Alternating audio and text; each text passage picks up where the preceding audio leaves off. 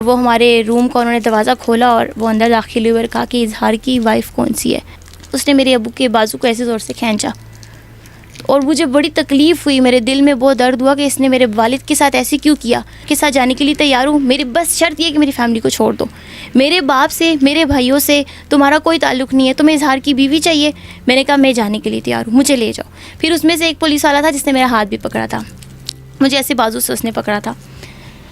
और मेरे आप देखें कि बाप और भाई इस चीज़ को बर्दाश्त करते हैं, वो कभी भी इस चीज़ को बर्दाश्त नहीं करते। कोई भी बाप कैसे बर्दाश्त करे कि उसकी बेटी ने कुछ किया ही नहीं है, उसको कैसे लेके जा रहे हैं।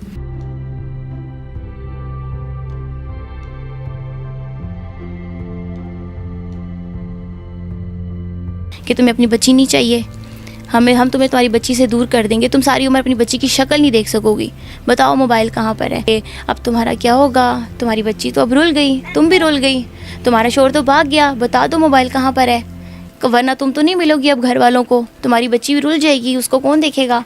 वहाँ इतना गंदा माहौल था, इतनी गलाजत थी वहाँ पर कि मैं आपको बता नहीं सकती। मैं वहाँ बैठी नहीं हूँ, मैं वहाँ खड़ी रही और मुझे ऐसे लग रहा था वक्त थम गया, वक्त गुजर नहीं रहा था वहाँ पे। ये चोर, इम्पोर्टेड हुकूमत, ये करप्ट लोग, इन्होंने कितनी करप्शन की है, करोड़ों अरबों के मालिक बने हुए हैं और इनको लगा कि जो हम जिसको चाहे जलील कर सकते हैं। लेकिन इन्होंने मेरी 10 माह की बच्ची को ये लोग हरा नहीं सके।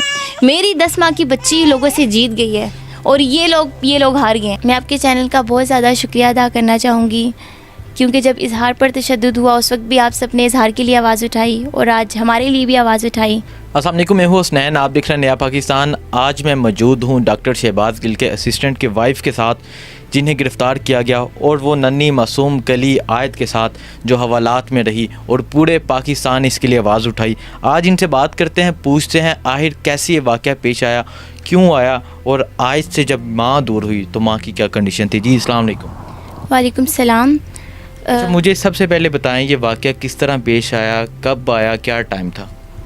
ये था तकरीबन रात 2 से 3 के दरमियान का टाइम था। हम सब अपने बेड पर सो चुके थे, लेटे हुए थे, लेकिन हमारे बच्चे सो गए थे। उसी रात मैं अपने अम्मी अब्बू से मिलने के लिए यहाँ पर आई थी और मैं उस टाइम जाग रही थी। मुझे बहुत ज़्यादा लाइट्स, क्योंकि मेरा बेड विंडो के पास ही, अभी आपने देखा ही, आप उसी बेडरूम में बैठे हुए हैं, तो यहाँ से कुछ लाइट्स अंदर आई और मैंने देखा कोई हॉर्न वगैरह या कोई आवाज़ नहीं थी, जैसे आती है ना पुलिस आए तो आवाज़ के साथ बाकायदा, बिल्कुल खामोशी के साथ यहाँ पे गाड़ियाँ आकर खड़ी हो गई और उनमें से कुछ बंदे निकले और हमारे सहन के अंदर जो है वो दाखिल हो गए, क्योंकि कोई उन्होंने गेट लॉक नहीं किया, वो डायरेक्ट सहन के अंदर कूद के अंदर आ गए। और ये सब देखने के बाद मैं बहुत परेशान हुई और बहुत घबरा गई। फिर मैंने अपने अब्बू को जगाया, मैंने अब्बू को बताया कि मैंने कबू इस तरह से हमारे घर में पुलिस आ गई है। मेरे अब्बू वो ख़ुद एक बुज़ुर्ग इंसान है, एजेड हैं, रिटायर हो चुके हैं। वो बहुत ज़्यादा परेशान हुए कि ये क्या मामला हो गया है हमारे साथ, क्योंकि ऐसा तो कभी हमारे साथ कोई मामला हुआ ही नहीं है और ये किस वजह से ये सब हुआ है।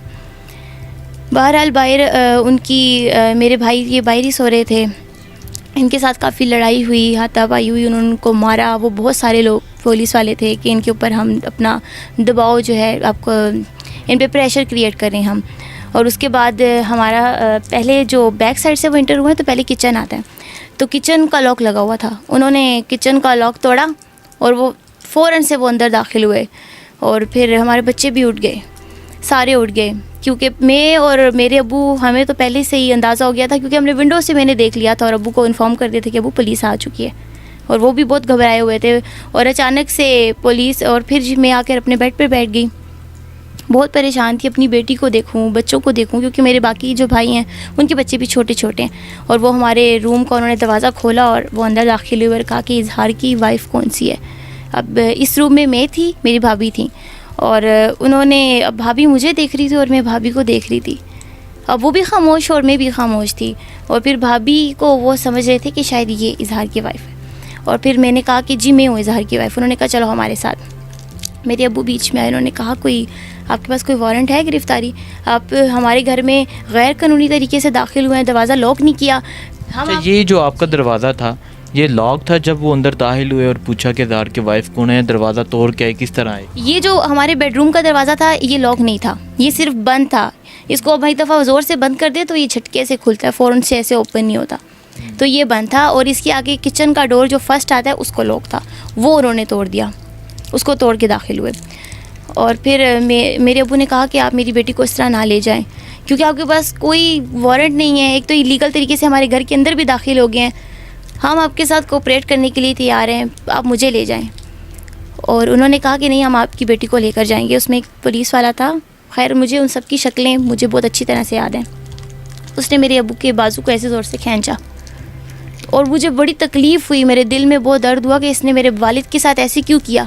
मैंने उनको कहा, मैंने कहा तुम लोगों को मैं चाहिए हूँ, मैं तुम लोगों के साथ जाने के लिए तैयार हूँ, मैं डरने वालों में से नहीं हूँ। मेरे माँ बाप ने मुझे बहुत बहादुर बनाया है, मैं भाइयों के साथ पल के बड़ी हुई हूँ, मुझे उन्होंने स्ट्रॉन्ग बेटी बनाया है, मुझे सिखाया है कि भाई तुमने एक माशरे में कैसे चलना है। मैंने कहा अब मैं आपके साथ जाने के लिए तैयार हूँ, मेरी बस शर्त ये है कि मेरी फैमिली को छोड़ दो, मेरे बाप से मेरे भाइयों से तुम्हारा कोई ताल्लुक़ नहीं है, तुम्हें इजहार की बीवी चाहिए। मैंने कहा मैं जाने के लिए तैयार हूँ, मुझे ले जाओ। फिर उसमें से एक पुलिस वाला था जिसने मेरा हाथ भी पकड़ा था, मुझे ऐसे बाजू से उसने पकड़ा था। और मेरे आप देखें कि बाप और भाई इस चीज़ को बर्दाश्त करते हैं, वो कभी भी इस चीज़ को बर्दाश्त नहीं करते। कोई भी बाप कैसे बर्दाश्त करे कि उसकी बेटी ने कुछ किया ही नहीं है, उसको कैसे लेके जा रहे हैं। और बहरहाल फिर इनके साथ, और जो लेडी पुलिस थी वो एक थी इनके साथ, वो भी ना होने के बराबर ये बहुत सारे पुलिस वाले थे। मुझे फिर बाद में पता चला कि वो 3 थानों की पुलिस थी इनके साथ। फिर ये लोग मुझे लेकर गए और अच्छा, जब आपको लेके जा रहे होंगे, बाप, आपकी माँ, आपके भाई तो चिल्लाते होंगे, रोकते होंगे, तो क्या कंडीशन थी बेटी की? आपकी क्या कंडीशन थी जब आप जा रही थी? और पीछे से बाप तो आवाज़ें देता होगा, क्यों मेरी बेटी को लेके जा रहे हैं? मेरी उस वक्त बहुत बुरी कंडीशन थी, मैं तकलीफ़ में थी, लेकिन मुझे खुद से ज़्यादा अपने घर वालों की, अपनी बच्ची की परवाह थी। मैं ये सोच रही थी, मैं कह रही थी बस अम्मी आप सब अंदर चले जाएं, आप लोग रोडों पे मत खड़े हो, मैं नहीं चाहती मेरी वजह से मेरे माँ बाप रुस्वा हों, आप अंदर चले जाएं, मैं इनके साथ चली जाऊंगी, आपने परेशान नहीं होना, आप खुद को संभालें। मैं उनको देख के मैं उदास हो रही थी, दुखी हो रही थी, मैं बेटी को देख के बहुत तकलीफ़ में आ गई थी। और मेरी बेटी को उस टाइम भाभी ने उठाया हुआ था, ये बहुत शोर शराबे की वजह से बच्चों की आँख खुल गई थी, ये उठ गई थी। और फिर वो लोग मुझे लेकर चले गए और यहाँ से सीधा मुझे लेकर गए सितारा वुमेंस थाना था, वहाँ पर लेकर गए। वहाँ पर जाते साथ ही उन्होंने फिर पूछगछ स्टार्ट की। उन्होंने कहा, वहाँ पे मैं अकेली रूम में बैठी थी, मेरे सामने बहुत सारे लोग थे। उन्होंने फिर सवालात किए, उन्होंने कहा कि अच्छा सवालात की तरफ आते हैं। मुझे ये बताएं कि जब आपको लेके जा रहे थे, आप अपनी बेटी को सोच रहे होंगे जिसे अभी गोद में उठाया हुआ है, माशाल्लाह प्यारी सी मासूम सी कली आयत, देखें मुस्कुराती कितनी प्यारी लग रही है। अब आप इसको सोचते होंगे तो क्या कंडीशन थी कि मैं अपनी बेटी से दूर जा रही हूँ, और ऐसी बेटी, क्या कहेंगे आप? मैं यही कहूँगी कि अभी मैं उस तरफ आ रही हूँ कि जब मैं बहुत ज़्यादा घबराई, जिस टाइम पे मुझे लगा कि शायद अब पता नहीं मैं मौत की तरफ जा रही हूँ, वहाँ पे जब उन्होंने कुछ सवालात किए, उसके बाद फिर उन्होंने मेरी लोकेशन जब चेंज की, तो उस वक्त मेरी आंखों पर उन्होंने पट्टी बांध दी थी कि अब हम इसको जहाँ लेकर जाएं इसको पता नहीं चलना चाहिए कि ये कहाँ जा रही है। तो वो मेरे लिए एक बड़ा तकलीफ़ वाला मामला था। क्या सवालात किए थे उन्होंने जब आपको पहले थाने में लेके गए? जब वो पहले थाने में लेकर गए हैं तो सबसे पहले उन्होंने कहा कि इजहार कहाँ है, तुम्हारा शौहर कहाँ पर है। मैंने कहा मुझे नहीं पता कि वो कहाँ पे हैं। फिर उन्होंने कहा कि क्योंकि वो नंबर ट्रेस कर रहे थे, उन्होंने कहा 1 घंटा पहले तुम्हारी बात हुई है शौहर से। मैंने कहा व्हाट्सएप पे। उन्होंने कहा चलो अब मैसेज करो। मोबाइल का कोड खोला, उन्होंने कहा पूछो इससे कि ये कहाँ पर है, इससे बोलो मोबाइल लेकर आओ। मैंने इजहार से बात की, इजहार ने उनको बोला कि नहीं है। फिर उन्होंने इजहार से बात शुरू कर दी। उस दौरान जब मेरी इजहार से बात करवाई है, मैंने इजहार से कहा कि इजहार ये लोग मुझे ना सितारा वुमेंस थाने में लेकर आ गए हैं, ज़्यादती की हैं लोगों ने, इनके पास कोई वारंट नहीं। ये बात मैंने उनके सामने की थी। ये जब की तो एक पुलिस ऑफिसर बहुत ज़्यादा गुस्से में आ गए कि तुमने हैंकी पैंकी मारनी शुरू कर दी है, हमने तुम्हें बोला है कि इजहार को बुलाओ, उसको कहो वो यहाँ पे आए, तुमने उसको लोकेशन भी बता दी है। और उन्होंने कहा इसको अब इसकी लोकेशन चेंज करते हैं। फिर मेरी आंखों पे पट्टी बांधी। फिर मुझे कहाँ लेकर गए ये नहीं पता, जिस थाने में मुझे लेकर गए 30 से 35 मिनट की कोई ड्राइव थी। फिर मुझे वहाँ लेकर गए। फिर वहाँ पे ले जाके पूछगछ की। एक लेडी कमांडो भी थी, उसको भी साथ तैयार कर लिया कि तुम भी आ जाओ। फिर वो वहाँ पर ले गए मुझे और एक प्लास्टिक की चेयर पे बिठा दिया था। मुझे सवालात करते रहे कि तुम्हें अपनी बच्ची नहीं चाहिए, हम तुम्हें तुम्हारी बच्ची से दूर कर देंगे, तुम सारी उम्र अपनी बच्ची की शक्ल नहीं देख सकोगी, बताओ मोबाइल कहाँ पर है। क्योंकि आपको पता है बीवी शौहर के सबसे ज़्यादा करीब होती है, उसे पता होता है कि भाई मेरे शौहर ने फ़लाँ चीज़ कहाँ रखी है। मैंने कहा मुझे ऐसा कुछ भी नहीं पता, मैं उस मोबाइल के बारे में नहीं जानती। और मेरे शौहर से तो उन्होंने ख़ुद बात की, उन्होंने कहा कि मैं भी नहीं जानता इस बारे में, कुछ भी नहीं जानता। फिर उन्होंने मुझे वहाँ एक रूम में बैठा दिया, मैं बैठी हुई थी, वहाँ पुलिस फीमेल्स थी, वो फिर मुझसे बातें करती थी और मुझे कहती रही, वो मुझे इमोशनल करती थी कि अब तुम्हारा क्या होगा, तुम्हारी बच्ची तो अब रुल गई, तुम भी रुल गई, तुम्हारा शौहर तो भाग गया, बता दो मोबाइल कहाँ पर है, वरना तुम तो नहीं मिलोगी अब घर वालों को, तुम्हारी बच्ची भी रुल जाएगी, उसको कौन देखेगा।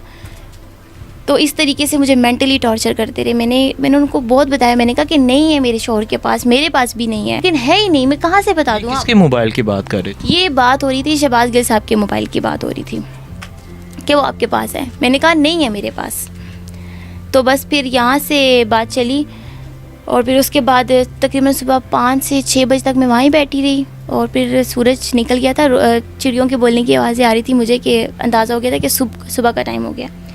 और फिर मुझे वहाँ से वापस, जिस हवालात में थे वहाँ अंधेरा था, वहाँ कुछ नज़र नहीं था आ रहा कि दिन है रात है। मेरे लिए अंधेरा ही था क्योंकि उन्होंने मेरी आंखों पे पट्टी बांधी हुई थी, उनके लिए नहीं होगा, शायद लाइट हो। बहरहाल फिर वहाँ से वो मुझे ले गए, दोबारा वो मुझे लेकर आए हैं सितारा थाने में, लेकिन मुझे नहीं पता था क्योंकि उस वक्त भी मेरी आंखों में पट्टी बंधी थी। लास्ट स्टेशन भी यही था, यहीं पर लेकर आए हैं और आंखों से पट्टी तब उतारी जब मुझे हवालात के अंदर वो ले गए। वहाँ पे कुछ पहले से कुछ लड़कियाँ आई हुई थी, उन्होंने उनको गिरफ़्तार किया हुआ था, कुछ सेंटर की कुछ लड़कियाँ थी, 15 से 20 वो लड़कियां थीं। और पुलिस वाले ने उनको ज़ोर से बोला कि अगर मैंने देखा, यहाँ पे आप देख लो आगे पीछे कैमरास लगे हुए हैं, अगर इस लड़की से किसी ने भी बात करने की कोशिश की तो फिर उसे हम पूरा हफ्ता यहीं पे सड़ाएंगे।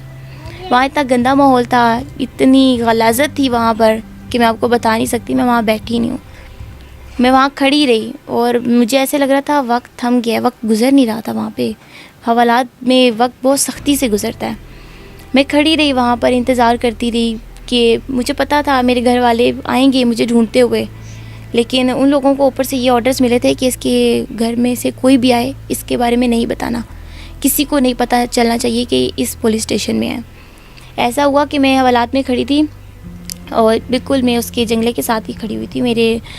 मेरा भाई आया मुझे ढूंढता हुआ, नोमान, उसकी वो बात कर रहा था लेडी कांस्टेबल से कि मेरी बहन यहाँ पर आई है। वो उसे बता रही थी, नहीं आप, वो रजिस्टर दिखा रही थी उसको, ये देख लें नाम लिखे होते हैं, कोई नाम इसमें नहीं आया लिखा हुआ, सायरा नाम की कोई लड़की हमारे पास नहीं है। और फिर मैंने दूर से अपने भाई को देखा, मैंने उसकी बाजू देखी और मैंने पहचान लिया, शर्ट देखी है एक साइड उसकी मैंने देखी और मैंने पहचान ली। मैंने कहा तो मेरा भाई खड़ा हुआ है। मैंने ज़ोर से आवाज़ लगाई, नुमान भाई, और नोम भाई मैं इधर हूँ। उन्होंने कहा सायरा तुम ठीक हो? उसको प्यार से नोमी कहती हूँ मैं। उसने कहा मैंने कहा मैं ठीक हूँ, आए ठीक है ना? उसने कहा हाँ आए ठीक है। वो फिर उसको उन्होंने वहाँ से भेज दिया। अच्छा, वहाँ रह कर आपने सबसे पहले अपनी बेटी का पूछा, जो रात गुजरी आपकी अपनी बेटी के बगैर, क्या ख्याल आता था अपनी बेटी का? जिस तरह आपने कहा कि वो आपको टॉर्चर करते थे कि आप अपनी बेटी को दूर कर देंगे, तुम्हारी बेटी रुल जाएगी, तुम रुल जाओगे, तुम्हारी फैमिली रुल जाएगी, और इस तरह मेंटली टॉर्चर करते रहे, तो क्या ख्याल आता था आपको इस मासूम सी कली के बारे में? मुझे अपनी बेटी की बहुत ज़्यादा याद आ रही थी और मैं सोच रही थी वो तो मेरे बगैर एक घंटा नहीं रहती, वो मेरे बगैर रोती होगी, पूरी रात कैसे गुजारेगी। मुझे ये बहुत ज़्यादा ख्याल आ रहा था और मुझे ये भी महसूस हो रहा था कि ना हम इस वक्त हालत जंग में हैं, हम जहाद कर रहे हैं, इस वक्त हम जहाद की कैफियत में। अल्लाह ताला ने मुझे बहुत हिम्मत और हौसला दिया। मैं उन लोगों के सामने गिड़गिड़ाई नहीं हूँ, बल्कि मैंने उनकी आंखों में आंखें डाल कर बात की है उन लोगों के साथ। मैं उन लोगों से बिल्कुल भी नहीं घबराई, हालांकि मैं अकेली थी। वो सारे इतने सारे मर्द, इतने सारे लोग थे वहाँ पर प्रेशर डालने के लिए, लेकिन मैं बिल्कुल भी परेशान नहीं हुई। बस तकलीफ़ थी तो अपनी औलाद की थी, अपने वालिदैन की थी, अपनी कोई तकलीफ़ नहीं थी मुझे बस ये था कि मेरी बच्ची का क्या होगा। अब मैंने अपना मामला अल्लाह पे छोड़ दिया। मैंने कहा अब मेरा तो जो होगा, मेरा तो अल्लाह मालिक है। मैंने दिल में ही दुआ कर ली, मैंने कहा या अल्लाह मैं अपना मामला तेरे सुपुर्द करती हूँ। तू जानता है कि हमने कुछ भी नहीं किया, तो किसी इंसान को सफाई देने का क्या फ़ायदा? अल्लाह ताला दिलों के हाल जानता है। इसलिए इस चीज़ ने मुझे स्ट्रॉन्ग किया। और फिर जब मेरे भाई को पता चल गया कि मैं वहाँ पे हूँ, फिर उन्होंने भाई से कहा कि अच्छा आप इनको छुड़ाना चाहते हैं, आप पारा थाने जाएं। इस तरह उनको भेजा बहाने से। वो पारा थाने चला गया, वहाँ पर उन्होंने उनको बैठा लिया और कहा कि बैठ जाओ, तुम्हारी भी FIR कटी हुई है। और उसके बाद फिर वहाँ पे एक एसएचओ साहिबा थी, वो आई हैं, उन्होंने पूरे स्टाफ पे गुस्सा किया। उनको कोई कॉल आई है कि कैसे पता चला इसके घर वालों को कि सायरा यहाँ पर है। उन्होंने कहा कि हमने नहीं बताया। वो स्टाफ को डांट रही थी और स्टाफ ने कहा कि हमने नहीं बताया। इसने दूर से अपने भाई को देखा है और इसने आवाज़ लगाई अपने भाई को कि मैं यहाँ पे हूँ। मैंने कहा मैंने अपने भाई को पहचान लिया था। और उसके बाद बहरहाल फिर कॉल्स आ रही थी, ये मामला ऊपर जा रहा था, कचहरी से कॉल्स आ रही थी कि इनको लेकर आएँ। अच्छा, मुझे ये बताएं, आयत के बारे में क्या कहेंगी आप? आयत का आपने कहा कि मुझे बहुत ख्याल आया। इस हकीकी आज़ादी में जो आयत ने रात हवालात में गुजारी, उस बारे में क्या कहेंगी? ऐसा हुआ कि मेरी एक रात मेरी हवालात में गुजरी है, एक रात और एक दिन तकरीबन वो कचहरी में आते जाते वो सारे उस प्रोसेस में। फिर अगली एक रात और एक दिन जो था वो मेरा जेल में गुजरा है। और उस वक्त जो है वो मेरी बेटी मुझसे, इस तमाम टाइम पीरियड में मेरी बेटी मुझसे दूर रही है। कचहरी में थोड़ी सी देर के लिए मेरी आयत से मुलाकात हुई है, बाकी तमाम वक्त में मेरी बच्ची मुझसे दूर थी। क्या जज्बात है जब आपने आयत को देखा कचहरी में? क्या सोच रही थी? जब मैं कमरा अदालत में थी वहीं पर उन्होंने कहा कि बच्ची को ले आएँ, इसकी वालदा से मिलवाएं। उस वक्त मैं बहुत ज़्यादा इमोशनल हो गई, मेरी आंखों में आंसू आ गए क्योंकि ये रो रही थी। और इसने जैसे ही मुझे देखा तो ये चुप हो गई और मुझे भी बहुत अच्छा लगा कि शुक्र है मेरी बेटी मुझे मिल गई है। और लेकिन फिर उसके बाद फिर दोबारा फ़ैसला आया कि इनको रिमांड पे भेज रहे हैं, जुडिशल रिमांड पे इनको अडियाला मुंतकिल कर रहे हैं। फिर मैं बहुत दुखी हो गई कि यार फिर से मुझे वहाँ भेज रहे हैं। मैंने असल में ना बहुत सख्ती देख ली थी हवालात में, और फिर मैंने सोचा कि ये लोगों ने मुझे हवालात में कितने गंदे माहौल में रखा। अब वहाँ पे जाना है अडियाला में, मेरी बच्ची कैसे मैनेज करेगी, मेरी बच्ची कैसे रहेगी जेल में। तो मैंने कहा कि मैं अपनी बच्ची को किसी अजाब में नहीं डालूँगी, जो भी है मैं अपने ऊपर बर्दाश्त करूँगी, मेरी बच्ची कोई तकलीफ़ नहीं देखेगी। फिर वहाँ से वो लोग मुझे ले गए वहाँ पे, पहले पिम्स लेकर गए, वहाँ पे कुछ मेडिकल था करवाना था, मेडिकल करवाया। उसके बाद फिर अडियाला जेल। और जब मैं जा रही थी तो मैं रास्ते में सोच रही थी कि यार मैंने भी ज़िंदगी में कभी ऐसा वक्त दिखना था, कभी जेल देखनी थी, और एक ही ज़िंदगी में ऐसा ट्विस्ट आया, थाना कचहरी जेल सब देख लिया। फिर मैं वहाँ पर गई और मुझे कुछ भी अच्छा नहीं लग रहा था। और वो भी जो टाइम मेरी ज़िंदगी में गुजरा, ना तो मैंने कुछ खाया ना पिया, मैं बिल्कुल, मेरा मुंह बिल्कुल बंद हो गया था और मैं खामोश हो गई थी बिल्कुल। कहती थी कि बस मैं खामोश, ना मुझे नींद आ रही थी, बस मैं बैठी हुई थी खामोशी से चुप करके। मुझे इस चीज़ का, और मैं जब जेल में थी मुझे इस चीज़ का अंदाज़ा नहीं था कि बाहर कुछ अल्लाह ताला ने हमारे लिए वसीला पैदा कर दिया है, पूरा पाकिस्तान हमारे लिए खड़ा हो गया है, और पूरा सोशल मीडिया जो है वो हमारे साथ है। मुझे बिल्कुल नहीं पता था, मैं अंदर बिल्कुल अकेली थी जेल में, और मैं सोच रही थी कि मैं कितनी अकेली हूँ, या अल्लाह तो मेरी मदद कर, मेरी बच्ची मुझसे दूर है। वो मुझसे दूर होके वो भी एक जेल काट रही है क्योंकि वो छोटी है बहुत ज़्यादा, ये दूध पीती है, ये मेरे बगैर नहीं रह सकती। एक सेकंड में कहीं एक थोड़ी सी देर के लिए कमरे से बाहर चली जाऊँ तो ये चीखना शुरू कर देती है। सब कहते हैं तुमने अपनी बच्ची को शुरू से बड़ा अटैच रखा है अपने साथ, और आपको पता है माओ के साथ तो इतना छोटा बच्चा तो होता ही अपनी माँ के साथ अटैच है। देखें, आपने जो कहा कि मुझे अंदाज़ा ही नहीं था कि पूरी पाकिस्तानी कौम आपके लिए, आयत के लिए खड़ी हो गई है, हर जगह आवाज़ उठाई। मैं पाकिस्तानी कौम का बिलखसूस शुक्रिया अदा करता हूँ जिन्होंने इस फैमिली के लिए आवाज़ उठाई, इस मासूम सी आयत के लिए आवाज़ उठाई। क्या कहना चाहेंगी आप? मैं बहुत ज़्यादा शुक्रिया अदा करना चाहूँगी पूरी पाकिस्तानी अवाम का, सोशल मीडिया का, हमारे इमरान खान साहब का, जिन्होंने हमारा इतना साथ दिया।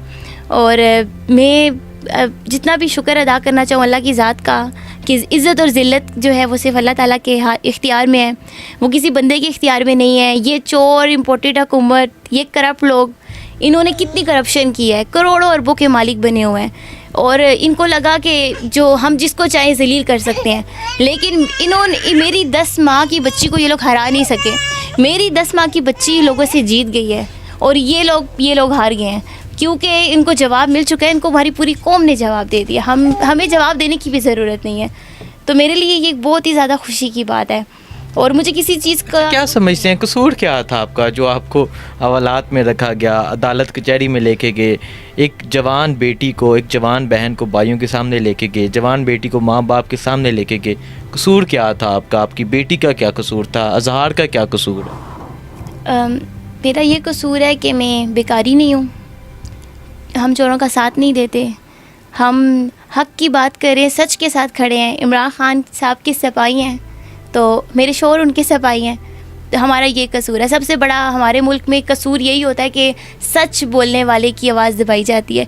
लेकिन अब इतनी ज़्यादा अवेयरनेस आ गई है, लोग इतने समझदार हो गए हैं कि अब वो जान चुके हैं कि भाई हक और बातिल में फ़र्क उनको पता चल चुका है। और मैंने ये भी सुना हुआ था शुरू से ही कि ये जो थाने कचहरियाँ होती हैं ये औरतों के लिए नहीं बनी हुई, लेकिन आप मेरा यकीन कीजिए, मेरी ज़िंदगी में इतना बदलाव आया। मैंने थाने और कचहरी देखी है।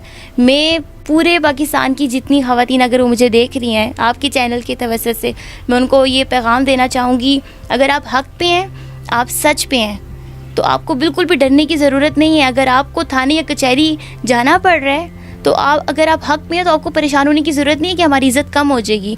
इज़्ज़त कभी भी आपकी कम नहीं होगी, आपकी इज़्ज़त में इजाफ़ा होगा। जो हक पे होता है उसके लिए आवाज़ और अल्लाह ताला उसके लिए वसीले पैदा फरमा देते हैं, अल्लाह की तरफ से उसके लिए मदद आ जाती है और हमारे लिए आई है। ये हमारा सब्र है जिसका अल्लाह ताला ने हमें अजर दिया है। और मैं समझती हूँ कि मैं वो खुशकिस्मत माँ हूँ कि जिसकी बेटी ने हकीकी आज़ादी की जंग में हिस्सा लिया, और जब ये बड़ी होगी तो ये सबको बताएगी कि ये सिर्फ 10 माह की थी जब इसने इस जंग में हिस्सा लिया और इसकी माँ ने जेल काटी। और हमें इस चीज़ की बहुत खुशी है कि हम इस जंग का हिस्सा बने। मैं आपके चैनल का बहुत ज़्यादा शुक्रिया अदा करना चाहूँगी, क्योंकि जब इजहार पर तशद्दुद हुआ उस वक्त भी आप सब ने इजहार के लिए आवाज़ उठाई और आज हमारे लिए भी आवाज़ उठाई। Thank you so much. जी नाज़रीन, आज मैं मौजूद था इस बहादुर अपनी बहन के साथ और नन्ही मासूम आयत के साथ जिन्हें गिरफ़्तार किया गया, लेकिन ये कहती हैं कि इनके हौसले बुलंद हैं और पाकिस्तानी कौम का बिलखसूस शुक्रिया अदा करती हैं कि जिन्होंने इनके लिए आवाज़ उठाई। मुझे दीजिए इजाज़त, अल्लाह हाफ़िज़।